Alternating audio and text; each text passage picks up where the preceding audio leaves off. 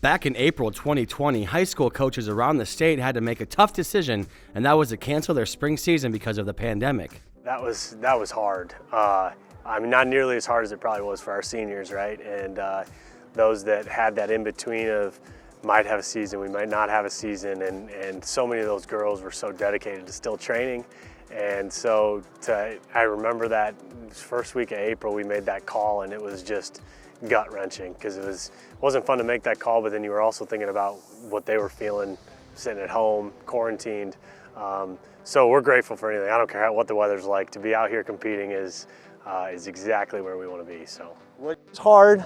We knew that we had this junior class. That's the current senior class this year, and they were talented and just ready to come out of their shells and start blossoming. But at the same time, everybody the world was going through a pandemic, and it was a good opportunity to talk to our kids about maturity levels and use this as an opportunity to grow and try to really focus on what was important in life. And I think that you're seeing some of the performances on the track as a result of those conversations. Let's take a look at the 2021 season of the Cedar Falls track teams.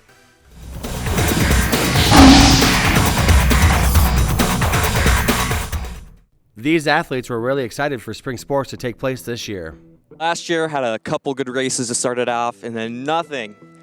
I mean, every race this year I've just been thankful for.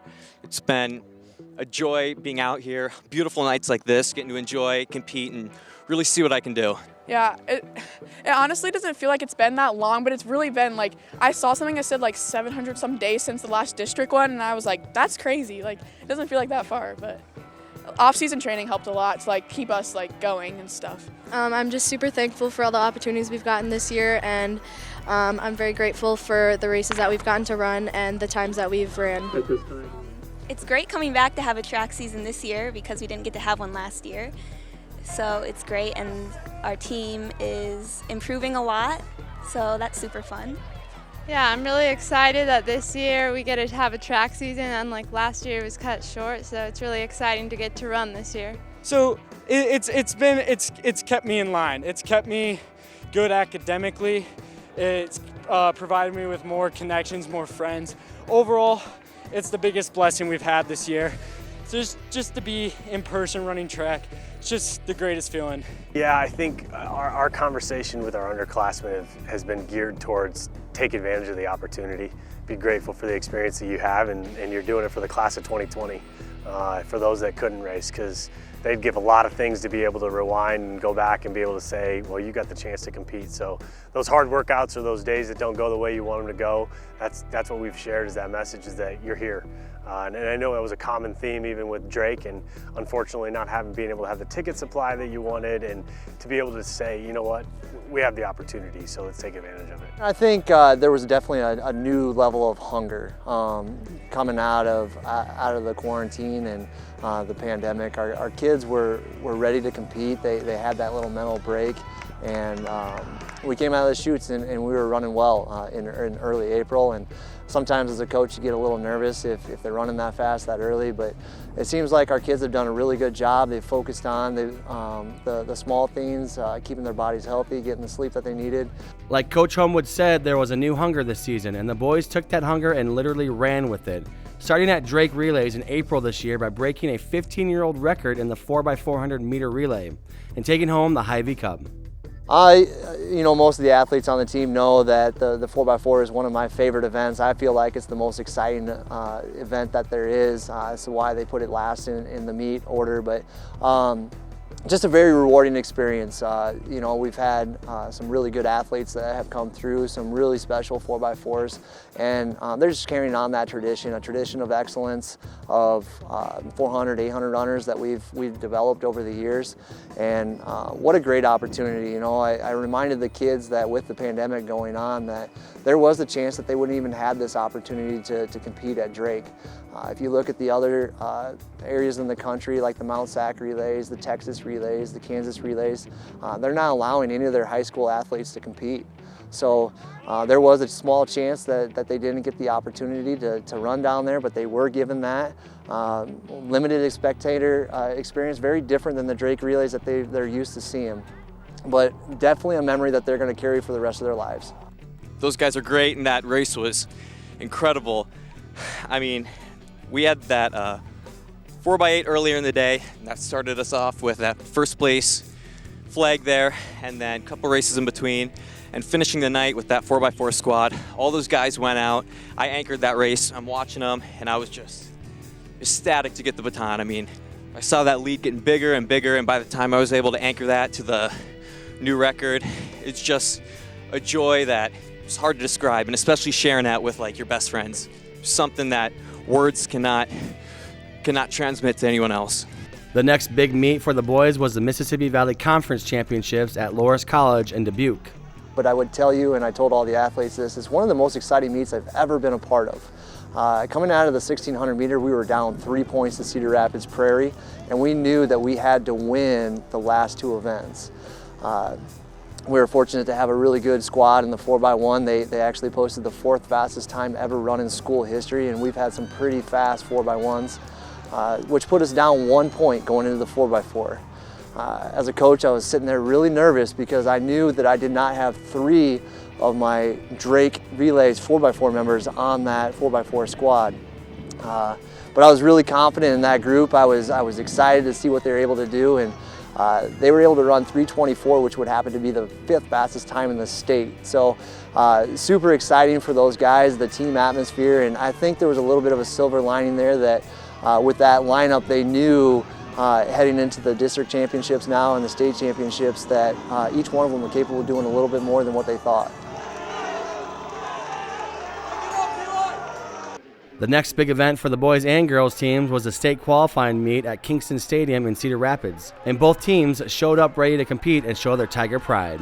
I think every year we try to have the expectation that we set the goal that we're going to qualify everything, and that's a lofty goal. Every year it is, but it tends to rise to the expectation. How state and state qualifiers works is there's 8 districts throughout the state, and the top 2 individuals from each relay and each individual event automatically qualify. Following that, it's the next 12 best times for from around the state in 4A. So we will have we had that conversation with athletes all the time that, you know, our district is stacked in a couple things, that it's going to be hard to go first or second, but you still have to continue to push and do everything you can, because 3rd, 4th, 5th, and even at times I've seen 6th place out of a district make state based on the event itself. So it's a day where you just say, you know, we've worked our season up until this point, and you treat it as though, and you go out and you leave it all on the line and you walk off and you hope that you can't feel your legs because you left it all out there. So. They're the best coaches ever. They push us to work hard. They show up to practice every day. They encourage us. Yeah, I would say the same. We have amazing coaches. We have our hurdle coach, Nikki, and she's our hurdle coach, and she helps us a lot. And Wood really encourages us too. Like, he knows hurdles, but like he still helps us and gives us tips. And Nikki, she's amazing. She helps us a crap ton. So. Yeah, all of our coaches are super amazing. All of our coaches are like all-around helpers, and they're really good. I say so. We talked to Coach before, and he said save it up for the 8, give it all you got in the 8. Don't get too excited in the 4x8, because I was trying to rest up for this event. But TJ, my teammate, just came off of running the Open 400, so he's a little bit fatigued. So originally he was going to lead the race, pace me through getting a better time, but last-second decision happened where, since he was fatigued, I was going to drag him through the 6. It'll just be anybody's race. As you can see, TJ's a tough runner, but he got fatigued, and today happened to be the day I beat him, which I promise you probably won't be the case anytime in the future. Oh yeah, I mean, team's everything. We help each other, we support each other, we have each other's backs. I mean, that was especially evident tonight in the 800. I mean, I was relying on Jack to kind of pace me and pull me through after a couple tight races there. But, I mean, just having that teammate and companionship is everything. You have to perform at this meet. Everything else that we've done is basically starting over from scratch. Earlier in the season, those times don't matter. It's all about competing and being in those top spots moving forward. The girls team ended up finishing 2nd at this year's state qualifying meet, and the boys took 1st place.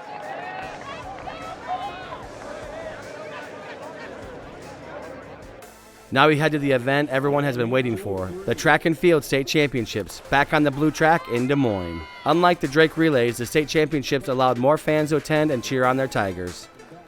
Up to the day before, we were under the impression that it was going to be a very limited experience, and we were fortunate enough that when we arrived that the attendance had been opened up, and it was an awesome experience. I think our athletes were set up for something completely different, and just having the crowd there was an eye-opening experience that really put it into perspective that we did miss out, and they ended up finishing up with some crowd noise, and being able to finish with a crowd cheering, it's a lasting experience that I know that our athletes will never forget. It was all we could have asked for and more.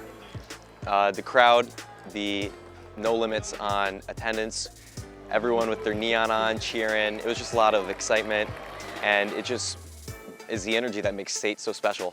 For 2.5 days, I was pretty chill, pretty relaxed, sitting in the stands, watching, just having an opportunity to see some of these kids that overachieve.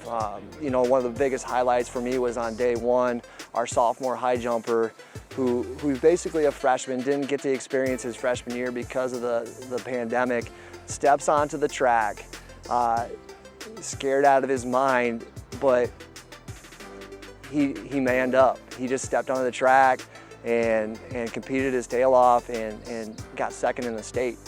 Tied the height with the state champion, just missed on jumps, 6'5" in a monsoon conditions. And then just to watch the rest of the meet, you know, our 4x2 running out of lane 8, getting 4th place. Our shot putter on Friday, Drew Hoth, coming out and throwing a bomb in the shot put, placing 5th place.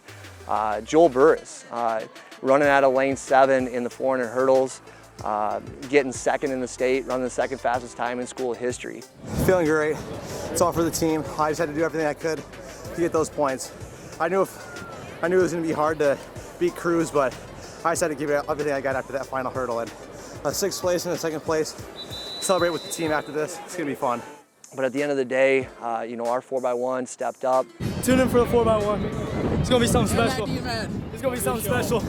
Did a great job getting 6th place, setting up a tie, and knowing that we had the 4x4 that we did, loaded up with all 4 guys from the Drake Championship team.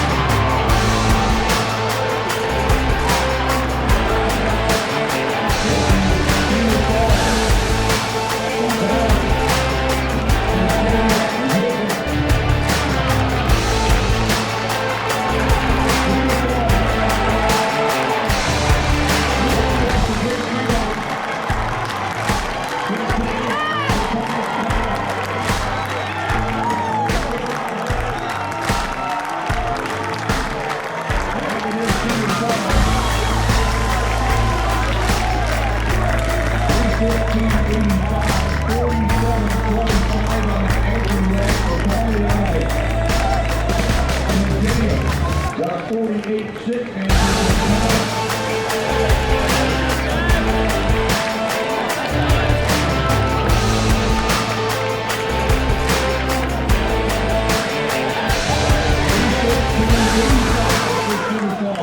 congratulations to the champions in Class 4A with 87 points, the Cedar Falls Tigers and Coach Joe.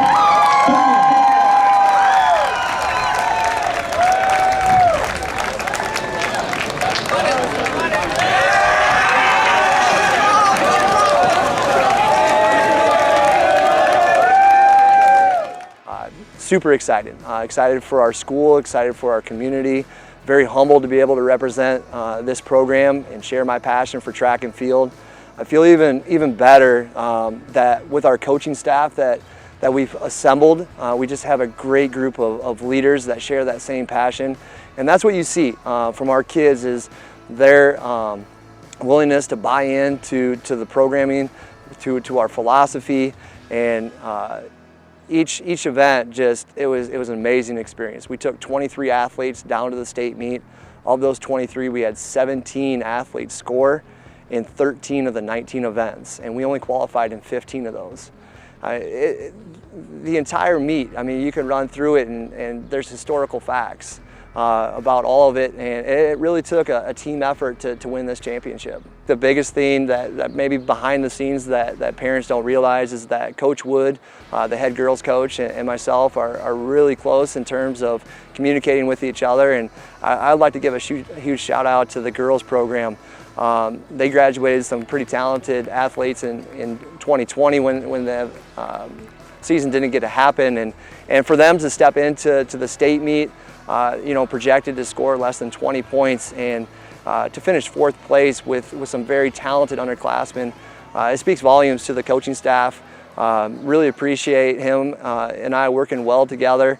Looking forward to the future of continuing to build this program, this tradition of excellence here at Cedar Falls. I want to know what I would do if I didn't win. I guess we'll never know. There is a lot of deserved recognition for this year's Cedar Falls track teams.